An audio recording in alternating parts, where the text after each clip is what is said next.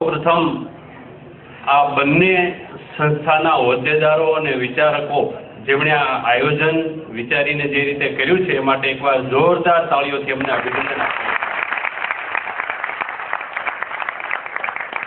મોદી ચૂંટણી પહેલાથી કહે છે કે अच्छे दिन आने वाले, બીજે ક્યાંય આવે કે ના આવે પણ મને એવું લાગે છે કાનજીભાઈ કે સુરત में तो आएगी।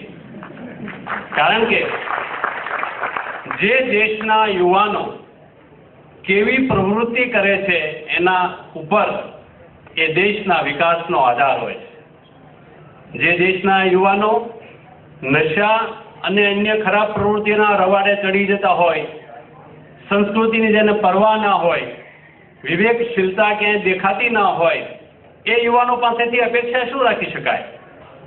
આજે મને આનંદ અને ગૌરવ એ થાય છે કે હોસ્પિટલમાં કામ કરનારા ડોક્ટરોને દર્દી અને પૈસા આ બે બાબત એની નજર સમક્ષ મોટે ભાગે જોવામાં આવે છે, આપણે માનીએ છીએ।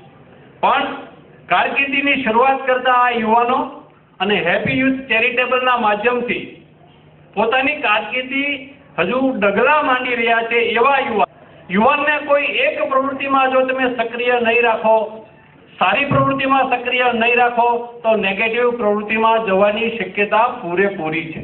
ત્યારે આજે આ દેશના એક એક વડીલને પોતાના યુવાનની ચિંતા છે।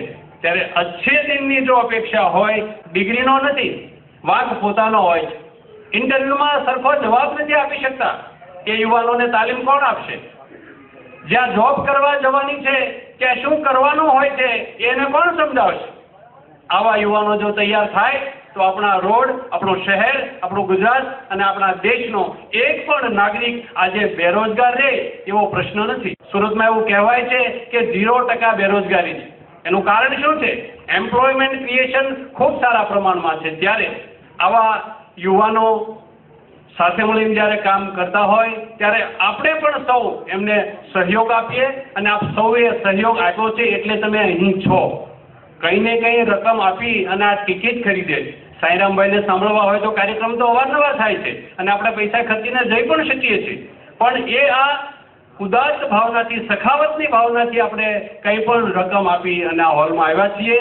એ માત્ર પૈસા આપીને મનોરંજન માણવા નથી આવ્યા, દેશ માટે ના વિશ્વ માટે થતી સારી પ્રવૃત્તિઓ માટે આવ્યા છીએ। ત્યારે આપ સૌને પણ લાખ લાખ અભિનંદન અને આ પ્રવૃત્તિને ખૂબ ખૂબ આગળ વિકાસના માર્ગે આગળ લઈ જઈ અને દેશ સુખી અને સમૃદ્ધ થાય, રાષ્ટ્રનું કલ્યાણ થાય અને એમાં આપણે સૌ સાક્ષી બનીએ એ માટે ખૂબ ખૂબ અભિનંદન, ધન્યવાદ।